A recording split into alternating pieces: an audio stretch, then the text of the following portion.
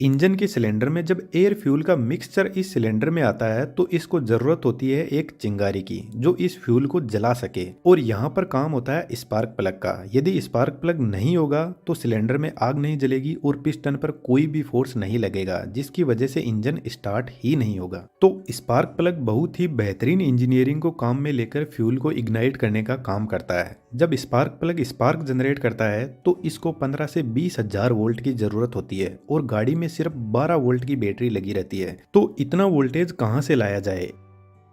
इसके लिए spark plug को इतना वोल्टेज देने का काम करती है इग्निशन कोयल। इग्निशन कोयल एक ट्रांसफॉर्मर ही होता है जो बैटरी से मिल रहे 12 वोल्ट को बहुत हाई वोल्टेज में बदल देता है।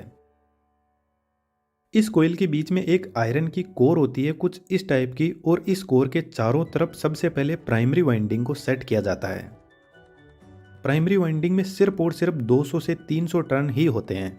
अब प्राइमरी वाइंडिंग को सिर्फ 12 वोल्ट की सप्लाई मिल रही है बैटरी से, तो इस वोल्टेज को थोड़ा सा बढ़ाने के लिए एक कैपेसिटर और कॉन्टेक्ट ब्रेकर को साथ में लगाते हैं। कैपेसिटर और कॉन्टेक्ट ब्रेकर बैटरी से मिल रहे 12 वोल्ट को बढ़ाकर प्राइमरी वाइंडिंग में 300 वोल्ट तक पहुंचा देते हैं। प्राइमरी वाइंडिंग के बीच में सेकेंडरी वाइंडिंग को सेट किया जाता है और सेकेंडरी वाइंडिंग में 20 से 21 हजार नंबर ऑफ टर्न्स होते हैं कुछ इस टाइप से।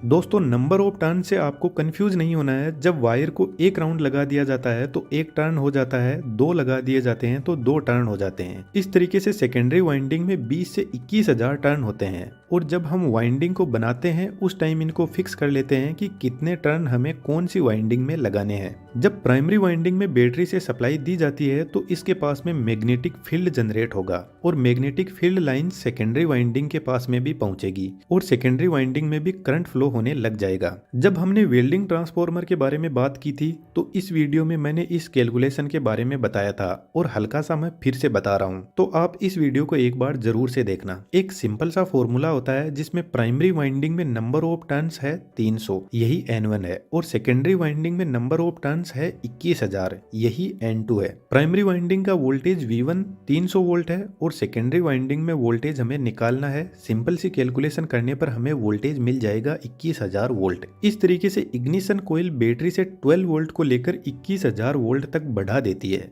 और यह वोल्टेज जाता है स्पार्क प्लग के पास में जो सिलेंडर के ऊपर लगा रहता है।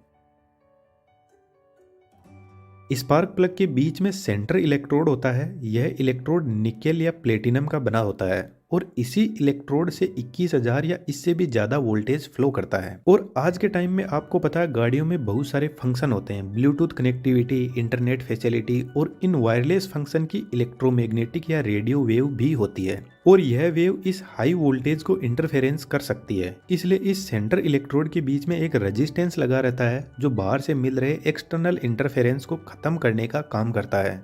दोस्तों, आज के टाइम में हमारा जो एजुकेशन सिस्टम है उसमें प्रैक्टिकल चीजें कम है और थ्योरी ज्यादा है और यह सिस्टम हमें मजबूर कर देता है 10 से 12 हजार की नौकरी करने के लिए या फिर सरकारी नौकरी की तैयारी करने के लिए, क्योंकि हमारे पास में कोई बेहतरीन स्किल पॉइंट पर आते हैं। 21,000 वोल्ट बहुत ज्यादा है तो यह कार में बैठे हुए लोगों को नुकसान पहुंचा सकता है। इसलिए सेंटर इलेक्ट्रोड के चारों तरफ एल्यूमिनियम ऑक्साइड सेरेमिक से बना हुआ इंसुलेटर लगा रहता है। यह इंसुलेटर हाई प्रेशर और टेम्परेचर को सहन कर सकता है, क्योंकि जब स्पार्क प्लग स्पार्क क्रिएट करता है तो सिलेंडर के अंदर फ्यूल और एयर का मिक्सचर जलता है जिससे एक धमाका होता है और इस धमाके में कंप्रेस हुई गैसेस पिस्टन पर फोर्स लगाती है और पिस्टन नीचे की तरफ जाता है और पिस्टन क्रैंकशाफ्ट पर फोर्स लगाता है और क्रैंकशाफ्ट रोटेट करने लग जाती है।